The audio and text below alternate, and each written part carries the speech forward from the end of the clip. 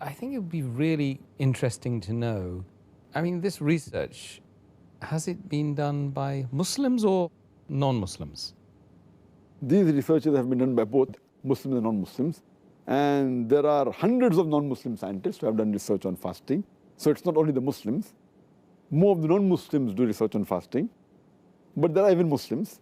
For example, if you read the book, Fasting, A Way of Life, by Alan Cott, he writes that fasting is altogether, it gives rest to the digestive tract as well as the central nervous system for the whole body.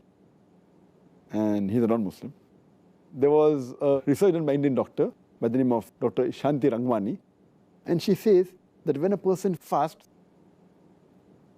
there is no intake of food. So the toxins are created by the food that you eat. So no new toxin is created. And whatever toxin is there present in the body from before, it gets excreted from the body. So fasting is a very good method of excreting all the toxins from the body, and it purifies the body system. It was done by a non-Muslim. The research is done even by Muslim. The research done by Dr. Suleiman in the University Hospital in Amman in Jordan. And he did a research on a group of men and women. There were 42 men and 26 women. And the research was done that they fasted, and the changes in the body was noted. And they found out that there was a slight reduction in weight.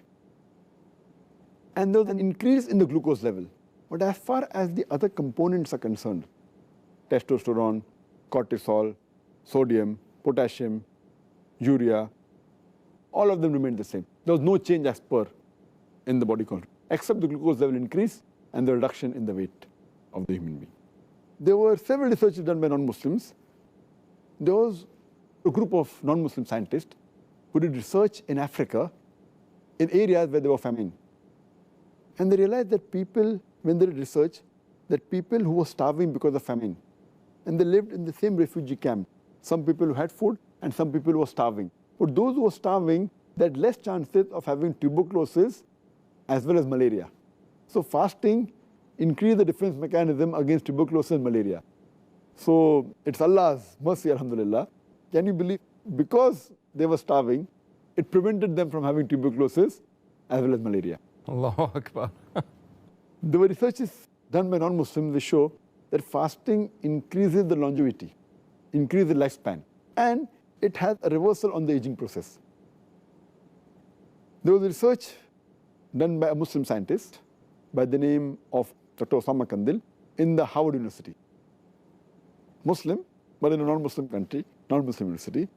And he did a research on patients suffering from cancer. And he tried to find out what way do the cells function, especially the killer cells, which attack the cancer cells. And he did a counting just before they started fasting.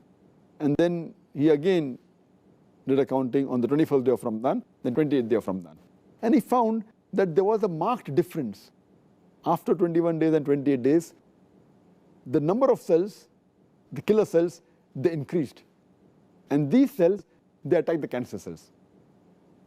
And it shows that even the immunity increased. The defense mechanism of the human being, because of fasting, it increased. And there was another research again done in the same patients, and it found out that the T cells, which are normally required for the defense immunity of the human being, they increased to a great level. And T cells are mainly responsible when anyone has a disease. They are mainly the soldiers, or they are called the Major General of the army that you have. They are the T cells. And they go and they see to it, any disease is there, it goes and try and destroys the disease. And AIDS is a disease which mainly attacks these T cells. Therefore, it's known as acquired immune deficiency syndrome. So when you fast, these cells increase and the immunity of the human beings increase. I would like to mention one more research done by a European non-Muslim by the name of Dr.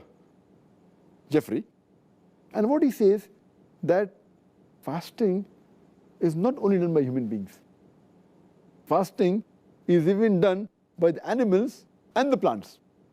And he gives the example, the animals that live in cold countries during heavy snowfalls, they stay separately and they don't eat and they go in hibernation. And there are examples of animals like frog, which go in hibernation. And here they don't eat, they fast.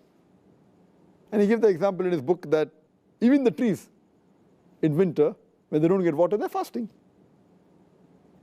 But the moment later when spring comes, you find that the tree is filled up with colorful leaves, with flowers, with fruits. And he suggested that every human being, every year, should at least fast for 40 days. And we know that it's farz for every Muslim to fast in the month of Ramadan. That's approximately 30 days. And further, if you keep the 6 days of fasting in Shawwal, that makes it 36 days.